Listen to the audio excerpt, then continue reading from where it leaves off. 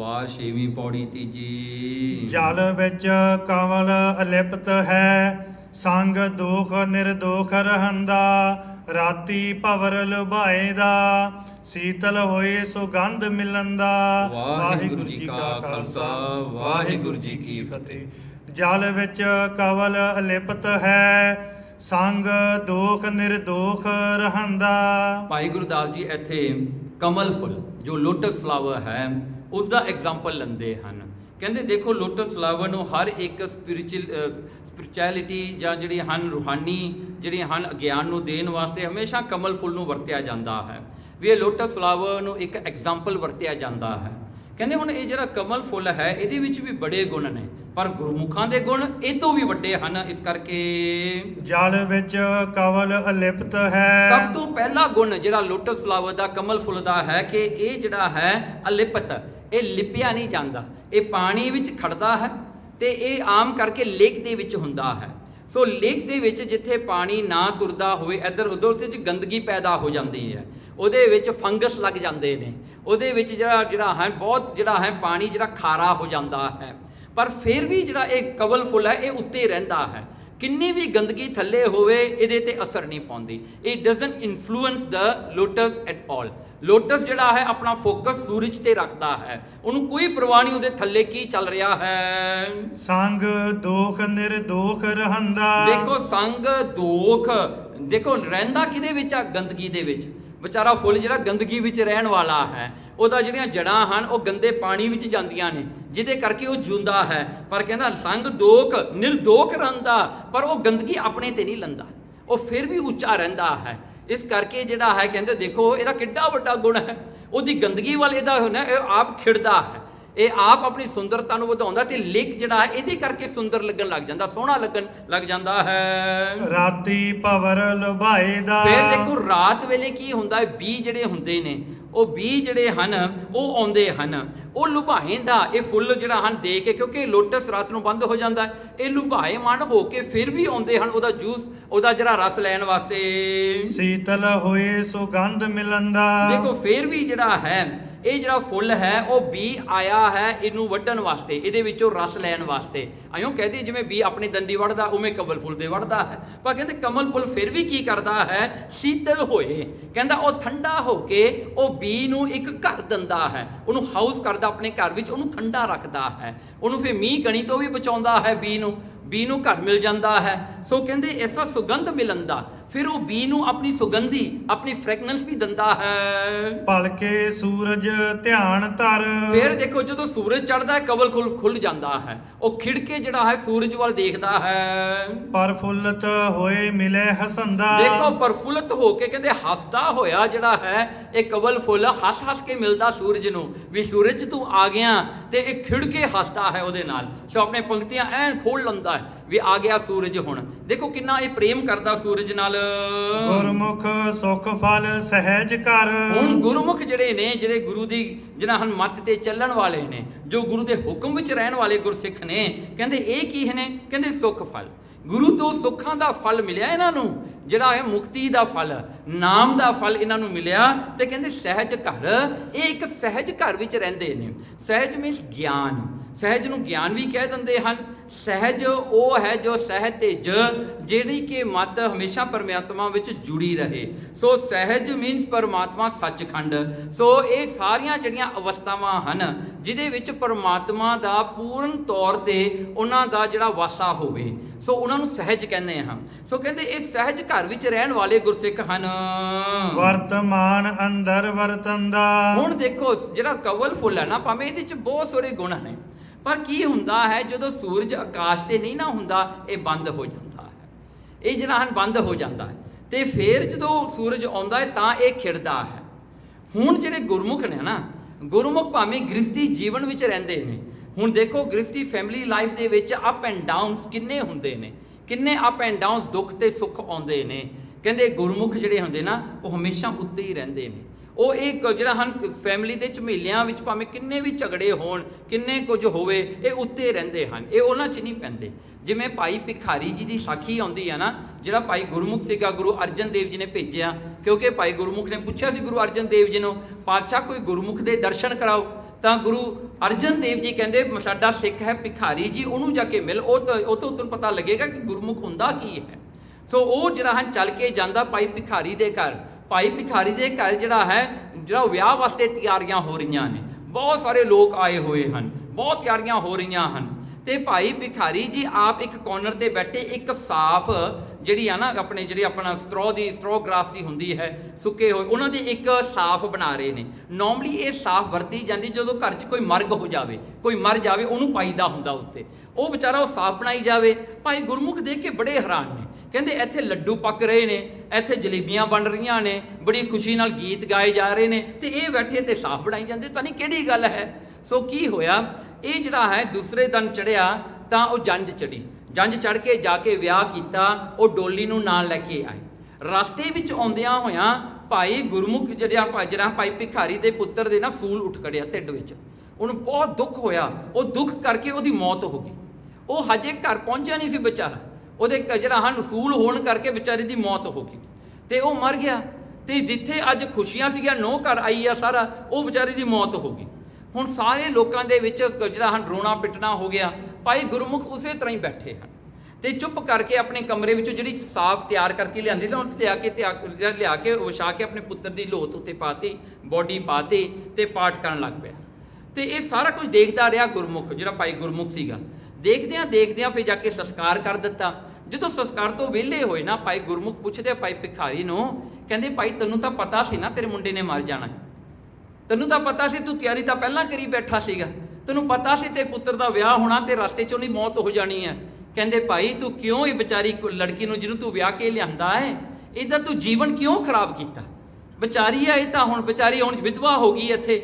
ਤੇ ਉਸ ਵੇਲੇ ਜਿਹੜਾ ਹੈ ਭਾਈ ਭਿਖਾਰੀ ਜੀ ਕਹਿੰਦੇ ਦੇਖ ਭਾਈ, ਜਿਹੜਾ ਭਾਣਾ ਹੁੰਦਾ ਹੈ ਨਾ ਗੁਰੂ ਦਾ, ਪਰਮੇਸ਼ਰ, ਉਹਦੇ 'ਚ ਦਖਲ ਨਹੀਂ ਦੇਈਦਾ। ਕਹਿੰਦਾ ਹੋਣਾ ਐਸਾ ਹੀ ਹੈ। ਜੇ ਮੈਨੂੰ ਪਤਾ ਸੀਗਾ, ਕਹਿੰਦਾ ਮੈਂ ਆਪਣੀ ਤਿਆਰੀ ਕਰ ਲਈ, ਪਰ ਕਹਿੰਦਾ ਮੈਂ ਉਹ ਪਾਣੀ ਨੂੰ ਹਟਾ ਨਹੀਂ ਨਾ ਸਕਦਾ, ਕਿਉਂਕਿ ਇਹ ਮੇਰੇ ਪੁੱਤਰ ਤੇ ਮੇਰੀ ਜਿਹੜੀ ਨੂੰਹ ਆ, ਇਹਨਾਂ ਦਾ ਪਿਛਲੇ ਜਨਮ ਦਾ ਲੇਖ ਹੈ। ਇਹ ਆਪਣਾ ਲੇਖ ਇਹਨਾਂ ਨੇ ਕਲੀਅਰ ਕੀਤਾ ਹੈ, ਕਿਉਂਕਿ ਪਿਛਲੇ ਜਨਮ ਵਿੱਚ ਵੀ ਐਸੀ ਵਾਰਤਾ ਹੋਈ ਸੀ ਜਿਹਦੇ ਕਰਕੇ ਇਹਨਾਂ ਦਾ ਵਿਆਹ ਹੋਣਾ ਸੀਗਾ ਤੇ ਐਸਾ ਮੇਰੀ ਨੂੰਹ ਨਾਲ ਹੋਣਾ ਸੀ। ਤੇ ਕਹਿੰਦਾ ਇਹ ਤਾਂ ਪਿਛਲੇ ਕਰਮ ਨੇ, ਇਹ ਤਾਂ ਇਹ ਭੁਗਤਣਗੇ ਆਪ ਜਿਵੇਂ ਭੁਗਤਨੇ ਨੇ, ਪਰ ਕਹਿੰਦੇ ਭਾਣਾ ਨਹੀਂ ਬਦਲਾਈਦਾ ਹੁੰਦਾ। ਕਹਿੰਦੇ ਭਾਣੇ ਤੋਂ ਬਾਹਰ ਨਹੀਂ ਜਾਈਦਾ, ਹੁਸ਼ਿਆਰ ਨਹੀਂ ਬਣੀਦਾ ਹੁੰਦਾ। ਤੇ ਦੇਖੋ ਹੁਣ ਭਾਈ ਗੁਰਮੁਖ ਨੂੰ ਸਮਝ ਆਈ ਵੀ ਗੁਰਮੁਖ ਕੌਣ ਹੁੰਦੇ ਨੇ। ਦੇਖੋ ਆਪਾਂ ਹਮੇਸ਼ਾ ਸੋਚਾਂਗੇ ਨਾ, ਜਿਹੜਾ ਕੋਈ ਗੁਰਮੁਖ ਹੋਊਗਾ ਉਹ ਹੀ will know the future, he can do this, he can do that, wow it's very good, he can impress people. ਲੋਕਾਂ ਨੂੰ ਦੱਸੇਗਾ ਵੀ ਭਲਕੇ ਤੇਰੇ ਨਾਲ ਇਹ ਹੋਣਾ, ਤੇਰੇ ਨਾਲ ਇਹ ਹੋ ਜਾਣਾ, ਤੇਰੇ ਨਾਲ ਲੋਕ people will Impress on you, ਤੁਹਾਡੇ ਚਰਨੀ ਪਹਿਨਗੇ ਆ ਕੇ, ਤੁਹਾਡੇ ਲੱਤਾਂ ਫੜਨਗੇ ਆ ਕੇ। ਆਪਾਂ ਨੂੰ ਤਾਂ ਇਹ ਖਿਆਲ ਆ ਨਾ, ਪਰ ਜਿਹਨੇ ਗੁਰਮੁਖਾਂ ਨੂੰ ਨਾ, ਉਹਨਾਂ ਨੂੰ ਕੋਈ ਪਰਵਾਹ ਨਹੀਂ ਇਹ ਚੀਜ਼ਾਂ ਦੀ। ਉਹਨਾਂ ਨੂੰ ਤਾਂ ਇੱਕੋ ਹੀ ਗੱਲ ਹੁੰਦੀ ਹੈ ਵੀ ਪਾਣੀ ਵਿੱਚ ਰਹੋ, ਕਿਉਂਕਿ ਹੁਕਮ ਤਾਂ ਵਰਤਣਾ ਹੀ ਹੈ। ਚਾਹੇ ਤੁਹਾਨੂੰ ਪਤਾ ਲੱਗ ਗਿਆ ਚਾਹੇ ਨਹੀਂ ਪਤਾ, ਉਹ ਗੱਲ ਵੱਖਰੀ ਹੈ, ਪਰ ਹੁਕਮ ਤਾਂ ਹੁਕਮ ਹੈ। ਸੋ ਇਸ ਪ੍ਰਕਾਰ ਕਰਕੇ ਕਹਿੰਦੇ ਉਹ ਜਿਹੜੇ ਨੇ ਉਹ ਹਮੇਸ਼ਾ ਹੀ ਜਿਹੜੇ ਹਨ ਸਹਿਜ ਘਰ ਵਿੱਚ ਰਹਿੰਦੇ ਹਨ। ਤੇ ਫਿਰ ਅੱਗੇ ਕੀ ਕਰਦੇ ਹਨ? ਵਰਤਮਾਨ ਅੰਦਰ ਵਰਤੰਦਾ। ਹਾਂ, ਕਿ ਵਰਤਮਾਨ ਦੇ ਵਿੱਚ, ਉਹ ਕਾਰਨ ਸਮੇਂ ਦੇ ਵਿੱਚ, ਪ੍ਰੈਜ਼ੈਂਟ ਸਮੇਂ ਵਿੱਚ ਵਰਤਣ ਵਾਲੇ ਨੇ। ਹੁਣ ਦੇਖੋ ਕਵਲ ਫੁੱਲ ਜਿਹੜਾ ਹੈ ਰਾਤ ਨੂੰ ਜਦੋਂ ਸੂਰਜ ਨਹੀਂ ਹੁੰਦਾ ਬੰਦ ਹੋ ਜਾਂਦਾ ਹੈ, ਉਹ ਇਹ ਨਹੀਂ ਖੁੱਲ੍ਹ ਕੇ ਰੱਖਦਾ ਵੀ ਕੋਈ ਨਹੀਂ ਭਲਕੇ ਸੂਰਜ ਫੇਰ ਆਏਗਾ ਮੈਂ ਉਹਦੀ ਉਡੀਕ ਕਰਾਂ। ਉਹ ਸੂਰਜ ਚੜ੍ਹੇ ਤੋਂ ਬਾਅਦ ਫਿਰ ਖਿੜਦਾ ਹੈ। ਪਰ ਗੁਰਮੁਖ ਜਿਹੜੇ ਹਨ ਉਹਨਾਂ ਦੇ ਹਿਰਦੇ ਵਿੱਚ ਗੁਰੂ ਪਰਮੇਸ਼ਰ ਦਾ ਪਿਆਰ ਉਹ ਤਾਂ ਹਮੇਸ਼ਾ ਖਿੜੀ ਰਹਿੰਦੇ ਨੇ। ਉਹ ਕਿਤੇ ਨਹੀਂ ਜਿਹੜਾ ਪਾਸੇ ਹੁੰਦੇ, ਭਾਵੇਂ ਗੁਰੂ ਉਹਨਾਂ ਨੂੰ ਗੁੱਸੇ ਵੀ ਕਰ ਦੇਵੇ। ਜੇ ਗੁਰੂ ਝਿੜਕੇ ਤਾਂ ਮਿੱਠਾ ਲਾਗੇ, ਜੇ ਗੁਰੂ ਉਹਨਾਂ ਨੂੰ ਝਿੜਕ ਵੀ ਦੇਵੇ ਉਹ ਫੇਰ ਵੀ ਖਿੜੇ ਰਹਿੰਦੇ ਨੇ, ਗੁਰੂ ਵੱਲ ਫੇਰ ਵੀ ਦੇਖਦੇ ਰਹਿੰਦੇ ਨੇ। ਦੇਖੋ ਨਾ ਗੁਰੂ ਅਮਰਦਾਸ ਸੱਚੇ ਪਾਤਸ਼ਾਹ ਕਹਿੰਦੇ ਇੱਕ ਵਾਰ ਜਦੋਂ ਬਾਬਾ ਅਮਰਦਾਸ ਸੀ ਨਾ ਹਜੇ, ਕਹਿੰਦੇ ਉਸ ਵੇਲੇ ਜਿਹੜਾ ਹੈ ਗੁਰੂ ਅਰਜਨ ਦੇਵ ਜੀ ਸੱਚੇ ਪਾਤਸ਼ਾਹ ਜੀ ਨਾ ਖਡੂਰ ਸਾਹਿਬ 'ਚ ਰਹਿੰਦੇ ਸੀਗੇ। ਹੁਣ ਖਡੂਰ ਸਾਹਿਬ ਦੇ ਵਿੱਚ ਇੱਕ ਤਪਾ ਸੀਗਾ। ਇਹ ਤਪਾ ਜਿਹੜਾ ਸੀਗਾ ਬੜਾ ਜਿਹੜਾ ਹੈ ਲੋਕਾਂ ਨੂੰ ਇਹਨੇ ਪਿੱਛੇ ਲਾਇਆ ਹੋਇਆ ਸੀ, ਲੋਕਾਂ ਨੂੰ ਚੇਲੇ ਬਣਾਇਆ ਹੋਇਆ ਸੀ, ਬਹੁਤ ਲੋਕ ਇਹਦੇ ਚੇਲੇ ਬਣੇ ਹੋਏ ਸਨ। ਤੇ ਇੱਕ ਵਾਰ ਕੀ ਹੋਇਆ, ਇਹਨੂੰ ਲੱਗਿਆ ਵੀ ਸਾਰਾ ਖਡੂਰ ਸਾਹਿਬ ਗੁਰੂ ਅੰਗਦ ਦੇਵ ਜੀ ਨੂੰ ਗੁਰੂ ਮੰਨਣ ਲੱਗ ਗਿਆ ਤੇ ਇਹਦੀ ਮਾਨਤਾ ਘਟ ਗਈ, ਇਹਦੇ ਕੋਲ ਕੋਈ ਨਹੀਂ ਆਉਂਦਾ। ਤੇ ਇਹਨੇ ਜਿਹੜਾ ਹਨ ਲੋਕਾਂ ਨੂੰ ਜਿਹੜਾ ਹੈ, ਇੱਕ ਵਾਰ ਕੀ ਹੋਇਆ ਖਡੂਰ ਸਾਹਿਬ ਦੇ ਵਿੱਚ ਮੀਂਹ ਪੈਣਾ ਬੰਦ ਹੋ ਗਿਆ, ਮੀਂਹ ਨਾ ਪਿਆ ਕਰੇ। ਲੋਕੀ ਬਹੁਤ ਦੁਖੀ ਹੋਏ, ਗੁਰੂ ਅੰਗਦ ਦੇਵ ਜੀ ਕੋਲ ਗਏ, ਮਹਾਰਾਜ ਮੀਂਹ ਨਹੀਂ ਪੈ ਰਿਹਾ, ਕੁਛ ਕਰੋ। ਗੁਰੂ ਮਹਾਰਾਜ ਕਹਿੰਦੇ ਪਾਣੀ 'ਚ ਰਹੋ, ਤੁਸੀਂ ਪਾਣੀ 'ਚ ਰਹਿਣਾ ਹੈ, ਇਹ ਤਾਂ ਪਰਮੇਸ਼ਰ ਦਾ ਭਾਣਾ ਹੈ, ਪਾਣੀ 'ਚ ਰਹੋ। ਤੇ ਮਹਾਰਾਜ ਨੇ ਉਹਨਾਂ ਨੂੰ ਪਾਣੀ ਵਿੱਚ ਲਾਉਣਾ। ਤੇ ਇਹ ਜਾ ਕੇ ਉਹ ਤਪੇ ਨੂੰ ਇੱਕ ਦਿਨ ਕਹਿਣ ਲੱਗੇ ਕਿ ਮੀਂਹ ਨਹੀਂ ਪੈ ਰਿਹਾ। ਤਪਾ ਕਹਿੰਦਾ ਭਾਈ ਦੇਖੋ ਇਹ ਜਿਹੜਾ ਗੁਰੂ ਆ ਨਾ ਤੁਹਾਡਾ, ਇਹਨੇ ਵਿਆਹ ਕੀਤਾ ਹੋਇਆ, ਇਹ ਗ੍ਰਸਤੀ ਹੈ, ਇਸ ਕਰਕੇ ਕਹਿੰਦੇ ਉਹ ਜਿਹੜਾ ਨਾ ਰੱਬ ਵੀ ਤੁਹਾਡੇ ਨਾਲ ਬੜੇ ਗੁੱਸੇ ਆ, ਤੁਸੀਂ ਇੱਕ ਗ੍ਰਸਤੀ ਨੂੰ ਆਪਣਾ ਗੁਰੂ ਬਣਾ ਲਿਆ। ਇਸ ਕਰਕੇ ਕਹਿੰਦਾ ਹੁਣ ਉਹ ਮੀਂਹ ਨਹੀਂ ਪੈਣਾ, ਮੀਂਹ ਤਾਂ ਪਵੇਗਾ ਜੇ ਗੁਰੂ ਅੰਗਦ ਦੇਵ ਨੂੰ ਪਿੰਡ ਤੋਂ ਕੱਢ ਦੂੰਗੇ ਤੁਸੀਂ, chase him out of the ਪਿੰਡ, ਦੈਨ ਕਹਿੰਦਾ ਉਦੋਂ ਫਿਰ ਮੀਂਹ ਪਵੇਗਾ ਇੱਥੇ।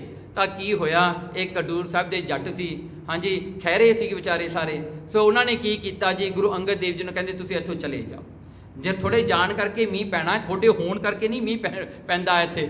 ਗੁਰੂ ਅੰਗਦ ਦੇਵ ਜੀ ਹੱਸ ਕੇ ਕਹਿਣ ਲੱਗੇ, ਜੇ ਸਾਡੇ ਜਾਣ ਕਰਕੇ ਤੁਹਾਨੂੰ ਸੁੱਖ ਹੁੰਦਾ ਮੀਂਹ ਪੈ ਜਾਗਾ, ਅਸੀਂ ਚਲੇ ਜਾਂਦੇ।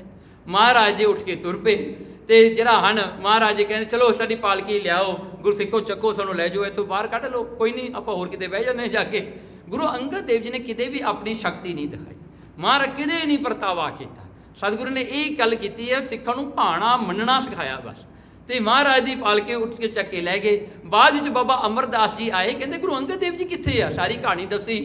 ਬਾਬਾ ਅਮਰਦਾਸ ਜੀ ਨੂੰ ਥੋੜਾ ਜਿਹਾ, ਗੁਰੂ ਅਮਰਦਾਸ ਜਿਹੜੇ ਸਨ ਨਾ ਬਹੁਤ ਹਸਮੁਖ ਸਨ, ਤੇ ਉਹਨਾਂ ਨੂੰ ਨਾ ਉਸ ਵੇਲੇ ਨਾ ਗੁੱਸਾ ਆ ਗਿਆ ਉਹ ਤਪੇ ਤੇ। ਕਹਿੰਦਾ ਤਪਾ ਕੌਣ ਹੁੰਦਾ ਹੈ, ਕਹਿੰਦਾ ਮੇਰਾ ਗੁਰੂ ਰੱਬ ਹੈ, ਉਹ ਤਾਂ ਗੁਰੂ ਨਾਨਕ ਦਾ ਰੂਪ ਹੈ, ਕਹਿੰਦੇ ਤੁਸੀਂ ਉਹਨੂੰ ਕੱਢ ਦਿੱਤਾ, ਥੋੜਾ ਮੀਂਹ ਕਿੱਥੋਂ ਆਏਗਾ। ਤਾਂ ਕਹਿੰਦੇ ਕੋਈ ਨਹੀਂ, ਉਹ ਤਾਂ ਗੁਰੂ ਹੈ, ਮੈਂ ਉਹਦਾ ਸਿੱਖ ਹਾਂ, ਮੈਂ ਮੀਂਹ ਪਾ ਦਿੰਦਾ। ਉਹ ਖਹਿਰੇ ਕਹਿੰਦੇ ਹਾਂ ਜੀ ਦੱਸੋ ਜੀ ਕਿਵੇਂ ਮੀਂਹ ਪਊਗਾ, ਕਿਉਂਕਿ ਗੁਰੂ ਅੰਗਦ ਦੇਵ ਜੀ ਦੇ ਜਾਣ ਕਰਕੇ ਵੀ ਨਹੀਂ ਮੀਂਹ ਪਿਆ। ਸੋ ਲੋਕ ਤਾਂ ਅੱਕੇ ਪਏ ਸੀ ਤਪੇ ਤੇ ਜਾ ਕੇ। ਹੁਣ ਗੁਰੂ ਅਮਰਦਾਸ ਜੀ ਕਹਿੰਦੇ ਮੈਂ ਮੀਂਹ ਪਾਉਣਾ। ਕਹਿੰਦਾ ਐਂ ਕਰੋ, ਹੁਣ ਸਨਸੈਟ ਹੋਣ ਵਾਲਾ, ਥੋੜਾ ਜਿਹਾ ਸਮਾਂ ਰਹਿੰਦਾ ਹੈ, 24 ਮਿੰਟਸ ਰਹਿੰਦੇ ਸਨ ਸਨਸੈਟ ਹੋਣ ਨੂੰ। ਕਹਿੰਦਾ ਸਨਸੈਟ ਹੋਣ ਵਾਲਾ ਹੈ, ਤਪੇ ਨੂੰ ਖਿੱਚ ਕੇ ਲਿਆਓ, ਜਿੱਥੇ ਤਪਾ ਜਾਊਗਾ ਉੱਥੇ ਮੀਂਹ ਪਊਗਾ। ਕਹਿੰਦਾ ਮੈਂ ਸਿੱਖ ਹਾਂ, ਮੈਂ ਗੁਰੂ ਨਹੀਂ, ਗੁਰੂ 'ਚ ਤਾਂ ਬਹੁਤ ਸ਼ਕਤੀਆਂ ਹੈ। ਕਹਿੰਦਾ ਮੈਂ ਤਾਂ ਸਿੱਖ ਹਾਂ, ਮੈਂ ਕਹਿ ਰਿਹਾ ਤੁਹਾਨੂੰ ਲਿਆਓ ਤਪੇ ਨੂੰ, ਜਿੱਥੇ ਤਪਾ ਜਾਏਗਾ ਉੱਥੇ ਮੀਂਹ ਪਏਗਾ। ਸੋ ਉਹਨਾਂ ਨੇ ਖਹਿਰੇ ਜਿਹੜੇ ਜੱਟ ਸਨ ਨਾ, ਜੱਟ ਘੱਟ ਸੋਚਦਾ ਕਰਦਾ ਜ਼ਿਆਦੇ ਆ, ਹਾਂਜੀ ਤਾਂ ਹੀ ਕਿਸਾਨ ਵੈਲੀਆਂ ਹੋ ਰਹੀਆਂ ਨਾ, ਜੱਟਾਂ ਨੇ ਚੱਕਤਾ ਕੰਮ। ਹੁਣ ਦੇਖੋ ਹੁਣ ਛੱਡਦੇ ਨਹੀਂ, ਹੁਣ ਤਾਂ ਐਨ ਕਰਨਗੇ ਪੂਰਾ ਦਿੱਲੀ ਨੂੰ ਢਾਉਣਗੇ ਜਾ ਕੇ, ਹਾਂਜੀ। ਇਹਨਾਂ ਦਾ ਜਿਹੜਾ ਸੁਭਾਅ ਹੁੰਦਾ, ਸੁਭਾਅ ਹੁੰਦਾ ਨਾ, ਆਪਾਂ ਇਹ ਨਹੀਂ ਕਹਿੰਦੇ ਵੀ ਜੱਟ ਲੋ, ਪਰ ਇਹ ਸੁਭਾਅ ਹੈ, ਇੱਕ ਕੈਰੈਕਟਰ ਹੈ। ਸੋ ਕੀ ਹੋਇਆ, ਉਹਨਾਂ ਨੇ ਗਏ ਜਾ ਕੇ ਤਪੇ ਨੂੰ ਖਿੱਚ ਕੇ ਲਿਆਂਦਾ ਬਾਹਰ। ਉਹ ਕਹਿੰਦਾ ਜੀ ਉਹਨੇ ਖਿੱਚ ਕੇ ਲਿਆਂਦਾ ਆਪਣੇ ਖੇਤਾਂ ਨੂੰ, ਮੀਂਹ ਪੈਣ ਲੱਗ ਗਿਆ, ਪਰ ਓਨਲੀ ਔਨ ਦੈਟ ਖੇਤ। ਉਹ ਦੂਜਾ ਕਹਿੰਦਾ ਭਾਈ ਮੇਰਾ ਖੇਤ ਨਾ ਖਾਲੀ ਰਹਿ ਜਾਵੇ, ਉਹਨੇ ਤਪੇ ਨੂੰ ਦੂਜੇ ਪਾਸੇ ਖਿੱਚਿਆ, ਕਹਿੰਦਾ ਤੂੰ ਮੇਰੇ ਵਿੱਚ ਵੀ ਆ। ਸੋ ਉੱਧਰ ਸਨਸੈਟ ਹੋਣ ਵਾਲਾ, ਹਨੇਰਾ ਹੋਣ ਵਾਲਾ, ਉਹ ਕਹਿੰਦੇ ਸਮਾਂ ਥੋੜਾ ਰਹਿ ਗਿਆ।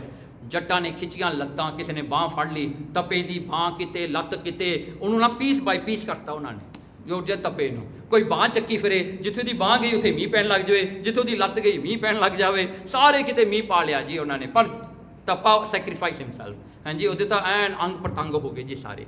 ਸੋ ਕੀ ਹੋਇਆ ਜੀ, ਗੁਰੂ ਅਮਰਦਾਸ ਮਹਾਰਾਜ ਜੀ ਵਾਪਸ ਗੁਰੂ ਅੰਗਦ ਦੇਵ ਜੀ ਕੋਲ ਲਏ, ਉਹਨਾਂ ਨੂੰ ਲੈਣ ਵਾਸਤੇ ਵੀ ਵਾਪਸ ਆ ਜਾਓ ਖਡੂਰ ਸਾਹਿਬ।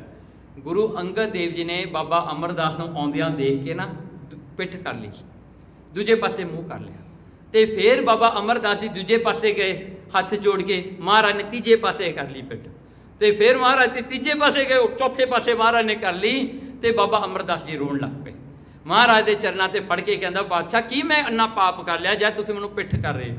ਗੁਰੂ ਅੰਗਦ ਦੇਵ ਜੀ ਕਹਿੰਦੇ ਪੁਰਸ਼ਾ ਜੇ ਥੋੜੀ ਬਹੁਤੀ ਸ਼ਕਤੀ ਆ ਜਾਵੇ ਨਾ, ਜਰਨੀ ਵੀ ਸਿੱਖ ਲਾ, ਜਰਨੀ ਚਾਹੀਦੀ ਆ, ਪਾਣੀ ਵਿੱਚ ਰਹਿਣਾ ਚਾਹੀਦਾ। ਤੂੰ ਕੀ ਕਰਕੇ ਆਇਆ, ਤਪੇ ਦੇ ਪੁਰਜੇ ਕਰਦੇ ਜਾ ਕੇ, ਹਾਂਜੀ ਉਹਦੇ ਜਿਹੜਾ ਹਨ ਪੀਸ ਕਰਤਾ, ਜਿਹੜਾ ਕਿੰਨੇ ਪੀਸਸ ਬਣਾਤੇ ਵਿਚਾਰੇ ਦੇ। ਕਹਿੰਦਾ ਵੀ ਉਹਨੇ ਤਾਂ ਆਪਣੇ ਕੀਤਾ, ਆਪੇ ਭੋਗਣਾ ਸੀ, ਤੈਨੂੰ ਕੀ ਲੋੜ ਸੀ ਐਂ ਕਰਨ ਦੀ। ਹੁਣ ਦੇਖੋ ਨਾ ਸਿੱਖਾਂ ਨੂੰ ਗੁਰੂ ਮਹਾਰਾਜ ਨੇ ਕੀ ਸਿਖਾਇਆ, ਕਹਿੰਦੇ ਵਰਤਮਾਨ ਅੰਦਰ ਵਰਤੰਦਾ, ਵਰਤਮਾਨ ਦੇ ਅੰਦਰ ਹੀ ਉਹ ਵਰਤਦੇ ਨੇ। ਉਹ ਜਿਹੜਾ ਹਨ ਕਵਲ ਫੁੱਲ ਦੀ ਤਰ੍ਹਾਂ, ਉਹ ਜਿਹੜਾ ਸੂਰਜ ਨੂੰ ਨਹੀਂ ਡੀਕਦੇ ਵੀ ਜਦੋਂ ਸੂਰਜ ਚੜ੍ਹੇਗਾ ਤਾਂ ਮੈਂ ਖਿੜਨਾ ਹੈ, ਉਹਦਾ ਇੱਕ ਕੰਡੀਸ਼ਨ ਹੈ, ਸੂਰਜ ਹੋਏਗਾ ਮੈਂ ਖਿੜਾਂਗਾ। ਪਰ ਗੁਰੂ ਸਿੱਖ ਜਿਹੜੇ ਨੇ ਉਹ ਵਰਤਮਾਨ ਵਿੱਚ ਵਰਤਦੇ, ਉਹ ਤਾਂ ਖਿੜੇ ਹੀ ਰਹਿੰਦੇ। ਉਹਨਾਂ ਨੂੰ ਜਿਹੜਾ ਹੈ ਗੁਰੂ ਰੂਪ ਸੂਰਜ ਤਾਂ ਉਹਨਾਂ ਨੂੰ ਹਮੇਸ਼ਾ ਹੀ ਦਿਸਦਾ ਰਹਿੰਦਾ ਹੈ, ਹਮੇਸ਼ਾ ਹੀ ਉਹਦੇ ਵਿੱਚ ਆਪਾ ਸਮਰਪਣ ਕਰਦੇ ਰਹਿੰਦੇ ਹਨ। ਸੋ ਇਸ ਪ੍ਰਕਾਰ ਕਰਕੇ ਗੁਰਸਿੱਖ ਜਿਹੜੇ ਹਨ ਇਹ ਕਵਲ ਫੁੱਲ ਤੋਂ ਵੀ ਮਹਾਨ ਹਨ। ਲੋਕਾਚਾਰੀ ਲੋਕ ਵਿੱਚ, ਦੇਖੋ ਲੋਕਾਚਾਰੀ ਜਿਵੇਂ ਆਪਾਂ ਆਮ ਕੰਮ ਕਰਦੇ ਹਾਂ, ਲੋਕ ਕਹਿੰਦੇ ਆ ਨਾ ਵੀ ਇੱਕ ਜਿਹੜੀ ਹਨ ਹੱਡ ਬੀਤੀ ਹੁੰਦੀ ਹੈ, ਇੱਕ ਜਿਹੜਾ ਹਨ ਇੱਕ ਲੋਕ ਜਿਹੜਾ ਹਨ ਇੱਕ ਜੋ ਲੋਕ ਬੀਤੀ ਵੀ ਕਹਿ ਦਿੰਦੇ ਹਨ, ਵੀ ਲੋਕਾਂ ਵਿੱਚ ਵਰਤੀ ਹੋਈ ਜਿਹੜਾ ਤਰ੍ਹਾਂ ਇੱਕ ਹੱਡ ਬੀਤੀ ਹੁੰਦਾ ਵੀ ਜਿਹੜਾ ਹਨ ਆਪਣਾ ਹੁੰਦਾ ਐਕਸਪੀਰੀਅੰਸ ਹੋ ਗਿਆ ਜੀ, ਉਹ ਹੱਡ ਬੀਤੀ ਹੈ। ਜੋ ਆਪਾਂ ਸਹਿਨ ਕੀਤਾ ਹੱਡ ਬੀਤੀ ਹੈ। ਪਰ ਇੱਕ ਲੋਕਾਂ ਦੇ ਵਿੱਚ ਕਿਵੇਂ ਵਰਤੀਦਾ ਹੈ, ਹਾਊ ਯੂ ਜਿਹੜਾ ਹਨ you stay within a society, ਕੀ ਤੁਹਾਡੇ ਗੁਣ ਚਾਹੀਦੇ ਨੇ, ਹਾਂਜੀ ਉਹ ਹੁੰਦਾ ਹੈ। ਕਹਿੰਦੇ ਗੁਰਸਿੱਖ ਜਿਹੜੇ ਹਨ ਸੋਸਾਇਟੀ ਵਿੱਚ ਵੀ ਚੰਗੀ ਤਰ੍ਹਾਂ ਰਹਿੰਦੇ ਨੇ, ਸਾਰਿਆਂ ਨੂੰ ਖੁਸ਼ ਕਰਕੇ ਰੱਖਦੇ ਨੇ, ਸਾਰਿਆਂ ਨੂੰ ਰਿਸਪੈਕਟ ਦਿੰਦੇ ਨੇ। ਇਸ ਕਰਕੇ Sikh can migrate in any country in the world, they can survive because ਲੋਕਾਚਾਰੀ ਲੋਕ ਵਿੱਚ, ਉਹ ਲੋਕਾਚਾਰੀ ਦੇ ਵਿੱਚ ਲੋਕਾਚਾਰੀ ਕਰਦੇ ਹਨ, ਉਹਨਾਂ ਦੇ ਵਿੱਚ ਵਰਤਦੇ ਹਨ। ਵੇਦ ਵਿਚਾਰੀ ਕਰਮ ਕਰਨ ਦਾ। ਫਿਰ ਦੇਖੋ ਵੇਦ ਵਿਚਾਰੀ, ਉਹ ਗਿਆਨ ਨੂੰ ਵਿਚਾਰ ਕੇ ਉਹ ਕਰਮ ਜਿਹੜੇ ਕਰਦੇ ਨੇ ਉਹ ਗਿਆਨ ਨੂੰ ਵਿਚਾਰ ਕੇ ਕਰਦੇ ਨੇ, ਉਹ ਜੋ ਕਰਦੇ ਨੇ ਨਾ ਉਹ ਗਿਆਨ ਨੂੰ ਵਿਚਾਰ ਕੇ। ਹੁਣ ਇੱਥੇ ਦੋ ਗੱਲਾਂ ਹੋ ਗਈਆਂ, ਵਨ ਇਜ਼ ਲੋਕਾਚਾਰੀ ਜੋ ਤੁਹਾਡੇ ਨਾਲ ਹੋ ਰਿਹਾ ਹੈ, ਤੇ ਦੂਸਰਾ ਜੋ ਤੁਸੀਂ ਇਨ ਰਿਟਰਨ ਕਰਦੇ ਹੋ। ਸੋ ਇੱਥੇ ਦੋਵੇਂ ਪਾਸੇ ਕਹਿੰਦੇ ਦੋ ਲੋਕਾਚਾਰੀ ਦੇ ਵਿੱਚ ਉਹ ਐਡਜਸਟ ਕਰਦੇ ਆਪਣੇ ਆਪ ਨੂੰ, ਫਿਰ ਪਰ ਆਪਣੇ ਆਪ ਨੂੰ ਉਹ ਆਪਣੀ ਸਿੱਖੀ ਨੂੰ ਬਰਕਰਾਰ ਰੱਖਦੇ ਨੇ। ਜਿਹੜਾ ਹਨ ਉਹ ਜਿਹੜੇ ਹਨ ਆਪਣੇ ਆਪ ਨੂੰ ਚੇਂਜ ਨਹੀਂ ਕਰਦੇ ਲੋਕਾਂ ਨੂੰ ਖੁਸ਼ ਕਰਨ ਵਾਸਤੇ, ਉਹ ਲੋਕਾਂ ਨੂੰ ਆਪਣੇ ਗੁਣ ਦਿੰਦੇ ਨੇ। ਫਿਰ ਵੇਦ ਵਿਚਾਰੀ ਆਪਣੇ ਕਰਮ ਗੁਰੂ ਗਿਆਨ ਦੇ ਅਨੁਸਾਰ ਉਹ ਕਰਦੇ ਹਨ। ਸਾਵਧਾਨ ਗੁਰ ਗਿਆਨ ਵਿੱਚ। ਦੇਖੋ ਹਮੇਸ਼ਾ ਸਾਵਧਾਨ ਹੁੰਦਾ ਕੌਨਸ਼ੀਅਸ, ਅਲਰਟ। ਉਹ ਸਿੱਖ ਜਿਹੜੇ ਨੇ ਹਮੇਸ਼ਾ ਅਲਰਟ ਰਹਿੰਦੇ ਨੇ। ਕਿਹਦੇ ਵਿੱਚ ਅਲਰਟ ਰਹਿੰਦੇ ਨੇ? ਕਹਿੰਦੇ ਗੁਰ ਗਿਆਨ ਵਿੱਚ, ਗੁਰੂ ਦੇ ਗਿਆਨ ਵਿੱਚ ਹਮੇਸ਼ਾ ਅਲਰਟ ਰਹਿੰਦੇ ਨੇ। ਹਰ ਵੇਲੇ ਉਹਨਾਂ ਨੂੰ ਗੁਰੂ ਦਾ ਗਿਆਨ ਚੇਤੇ ਹੁੰਦਾ ਹੈ ਵੀ ਇੱਥੇ ਇਹ ਕਰਨਾ, ਇੱਥੇ ਇਹ ਨਹੀਂ ਕਰਨਾ। ਸੋ ਇਸ ਪ੍ਰਕਾਰ ਜੀਵਨ ਮੁਕਤ ਜੁਗਤ ਵਿਚਰੰਦਾ। ਦੇਖੋ ਜੀਵਨ ਦੇ ਵਿੱਚ ਰਹਿੰਦਿਆਂ ਹੋਇਆਂ ਮੁਕਤੀ ਵਾਲੀ ਅਵਸਥਾ ਵਿੱਚ ਜਿਉਂਦੇ ਨੇ। ਉਹ ਜਿਹੜੇ ਹਨ ਉਹ ਸੰਸਾਰ ਦੇ ਜਿਹੜੀਆਂ ਮੋਹ ਦੇ ਵਿੱਚੋਂ ਉੱਤੇ ਉੱਠ ਕੱਢਦੇ ਨੇ। ਉਹਨਾਂ ਨੂੰ ਦੁਨੀਆ ਦੀਆਂ ਜਿਹੜਾ ਹਨ ਜਿਹੜੇ ਝਲੇਵੇਂ ਹਨ ਜਾਂ ਇਹ ਦੁਨੀਆ ਦੇ ਜਿਹੜੇ ਦੁੱਖ ਸੁੱਖ ਹਨ ਉਹਨਾਂ ਨੂੰ ਪੂਰਾ ਵੀ ਇਨਫਲੂਐਂਸ ਨਹੀਂ ਕਰਦੇ। ਸੋ ਕਹਿੰਦੇ ਜੀਵਨ ਮੁਕਤ, ਉਹ ਜੀਵਨ ਵਿੱਚ ਮੁਕਤ ਅਵਸਥਾ ਵਿੱਚ ਰਹਿੰਦੇ ਨੇ। ਉਹ ਜਿਹੜੇ ਹਨ ਭਾਵੇਂ ਦੁੱਖ ਹੋਵੇ ਸੁੱਖ ਹੋਵੇ ਉਹਨਾਂ ਦੀ ਅਵਸਥਾ ਸੇਮ ਹੁੰਦੀ ਹੈ, ਭਾਵੇਂ ਉਹਨਾਂ ਨੂੰ ਘਾਟਾ ਪੈ ਜਾਵੇ ਭਾਵੇਂ ਉਹਨਾਂ ਨੂੰ ਪ੍ਰੋਫਿਟ ਹੋ ਜਾਵੇ, ਉਹਨਾਂ ਦੀ ਅਵਸਥਾ ਸੇਮ ਹੁੰਦੀ ਹੈ। ਤੇ ਜੁਗਤ ਵਿਚਰੰਦੇ, ਉਹ ਜੁਗਤੀ ਨਾਲ ਵਿਚਰਦੇ ਹਨ। ਜੁਗਤੀ ਕੀ ਹੈ? ਗੁਰਮਤਿ। ਉਹ ਗੁਰਮਤਿ ਨਾਲ ਵਿਚਰਦੇ ਹਨ, ਗੁਰੂ ਦੀ ਮੱਤ ਨੂੰ ਲੈ ਕੇ, ਇਹੀ ਉਹਨਾਂ ਦੀ ਜੁਗਤੀ ਹੈ। ਜੁਗਤ ਜਿਹੜਾ ਵਿਚਰਦੇ ਉਹ ਜੁਗਤੀ ਨੂੰ ਵਰਤ ਕੇ ਉਹ ਫਿਰ ਵੀ ਸਿਮਰਨ ਕਰਦੇ ਰਹਿੰਦੇ ਨੇ। ਭਾਵੇਂ ਬਾਹਰੋਂ ਉਹ ਲਿਖਦੇ ਨੇ ਭੋਲੇ ਪਰ ਅੰਦਰੋਂ ਸਿਆਣੇ, ਉਹ ਅੰਦਰੋਂ ਸਿਆਣੇ ਰਹਿੰਦੇ ਹਨ। ਸਾਧ ਸੰਗਤ ਗੁਰ ਸ਼ਬਦ ਵਸੰਦਾ। ਸਾਧ ਸੰਗਤ ਨੂੰ ਮਿਲ ਕਰਕੇ ਹਮੇਸ਼ਾ ਗੁਰੂ ਦੇ ਸ਼ਬਦ ਵਿੱਚ ਹੀ, ਗੁਰੂ ਦੇ ਸ਼ਬਦ ਨੂੰ ਆਪਣੇ ਹਿਰਦੇ ਵਿੱਚ ਵਸਾ ਕੇ ਰੱਖਦੇ ਨੇ। ਹਮੇਸ਼ਾ ਗੁਰੂ ਦੇ ਸ਼ਬਦ ਨੂੰ ਹੀ ਚੇਤੇ ਕਰਕੇ ਰੱਖਦੇ ਨੇ। ਹਮੇਸ਼ਾ ਉਹਨਾਂ ਵਾਸਤੇ ਸਭ ਤੋਂ ਇੰਪੋਰਟੈਂਟ ਕੀ ਹੈ? ਗੁਰੂ ਦਾ ਸ਼ਬਦ। Nothing more is important to them. ਸਭ ਤੋਂ ਇੰਪੋਰਟੈਂਟ, ਸਭ ਤੋਂ ਜਿਹੜੀ ਚੀਜ਼ ਉਹਨਾਂ ਨੂੰ ਪਿਆਰੀ ਹੈ ਉਹ ਗੁਰੂ ਦਾ ਸ਼ਬਦ ਹੈ। ਗੁਰੂ ਦੇ ਸ਼ਬਦ ਵਿੱਚ ਉਹ ਆਪਣੇ ਹਿਰਦੇ ਵਿੱਚ ਵਸਾ ਕੇ ਉਸੇ ਨੂੰ ਹੀ ਚੇਤੇ ਕਰਦੇ ਰਹਿੰਦੇ ਨੇ ਵੀ ਮੇਰਾ ਗੁਰੂ ਮੈਨੂੰ ਕੀ ਦੱਸ ਰਿਹਾ ਹੈ। They feel while reading the ਸ਼ਬਦ is the Guru is reading the ਸ਼ਬਦ to them, they are just listening to it। ਸੋ ਇਹ ਗੱਲ ਹੈ ਜਦੋਂ ਆਪਾਂ ਗੁਰਬਾਣੀ ਪੜ੍ਹਦੇ ਹਾਂ, ਗੁਰੂ ਬੋਲਦਾ ਹੈ ਆਪਾਂ ਸੁਣਦੇ ਹਾਂ। ਸੋ ਜੇ ਆਪਾਂ ਨੂੰ ਗੁਰੂ ਨਾਨਕ ਸਾਹਮਣੇ ਬਹਿ ਕੇ ਆਪਣੇ ਨਾਲ ਬੋਲਦਾ ਹੋਵੇ ਤਾਂ ਇਸ ਤਰ੍ਹਾਂ ਦੀ ਭਾਵਨਾ ਸਿੱਖ ਵਿੱਚ ਹਮੇਸ਼ਾ ਰਹਿੰਦੀ ਹੈ ਕਿ ਮੇਰਾ ਗੁਰੂ ਮੇਰੇ ਨਾਲ ਬੋਲ ਰਿਹਾ ਹੈ, ਗੁਰੂ ਮੈਨੂੰ ਦੱਸ ਰਿਹਾ ਹੈ। ਸੋ ਇਸ ਕਰਕੇ ਉਹ ਸ਼ਬਦ ਨੂੰ ਆਪਣੇ ਹਿਰਦੇ ਵਿੱਚ ਵਸਾਉਂਦੇ ਆ, ਉਹਨੂੰ ਪ੍ਰੈਸ਼ਸ ਜਾਣ ਕੇ। ਸੋ ਇਸ ਪ੍ਰਕਾਰ ਇਹ ਜਿਹੜਾ ਲੋਟਸ ਫਲਾਵਰ ਤੇ ਬੀ ਦੀ ਗੱਲ ਸੀ ਨਾ, ਦੇਖੋ ਗੁਰਸਿੱਖ ਉਹ ਤੋਂ ਕਿੰਨਾ ਮਹਾਨ ਹੈ, ਕਿਉਂਕਿ ਉਹ ਹਰ ਇੱਕ ਚੀਜ਼, ਉਹ ਤਾਂ ਦੇਖੋ ਲੋਟਸ ਫਲਾਵਰ ਫਿਰ ਵੀ ਤਾਂ ਇੱਕ ਪਾਸੇ ਹੀ ਬੈਠਾ ਰਹਿੰਦਾ ਨਾ, ਗੁਰਸਿੱਖ ਤਾਂ ਵਿਚਰਦਾ ਹੈ। ਵਿਚਰਦਾ ਹੋਇਆਂ ਵੀ he is greater than the lotus flower, ਫਿਰ ਵੀ ਆਪਣੀ ਮਰਿਆਦਾ ਨੂੰ ਕਾਇਮ ਰੱਖਦਾ ਹੈ। ਕਿਤੇ ਵੀ ਜਾਂਦਾ ਹੈ ਉਹ ਲੋਕਾਂ ਨਾਲ ਮਿਕਸ ਵੀ ਹੁੰਦਾ ਹੈ, ਲੋਕਾਂ ਨਾਲ ਗੱਲਾਂ ਬਾਤਾਂ ਵੀ ਕਰਦਾ, ਕੰਮ ਵੀ ਕਰਦਾ, but the most important is he doesn't compromise his Sikhi. Sikhi ਨੂੰ ਫਿਰ ਵੀ ਬਰਕਰਾਰ ਰੱਖਦਾ ਹੈ, ਸਿੱਖੀ ਨੂੰ ਫਿਰ ਵੀ ਆਪਣਾ ਸਭ ਤੋਂ ਪਿਆਰੀ ਜਾਣਦਾ ਹੈ। ਸੋ ਇਸ ਕਰਕੇ ਗੁਰਸਿੱਖ ਜਿਹੜੇ ਹਨ ਉਹ ਮਹਾਨ ਹਨ। ਸਾਵਧਾਨ ਗੁਰ ਗਿਆਨ ਵਿੱਚ ਜੀਵਨ ਮੁਕਤ ਜੁਗਤ ਵਿਚਰੰਦਾ। ਸਾਧ ਸੰਗਤ ਗੁਰ ਸ਼ਬਦ ਵਸੰਦਾ। ਵਾਹਿਗੁਰੂ ਜੀ ਕਾ ਖਾਲਸਾ, ਵਾਹਿਗੁਰੂ ਜੀ ਕੀ ਫਤਿਹ।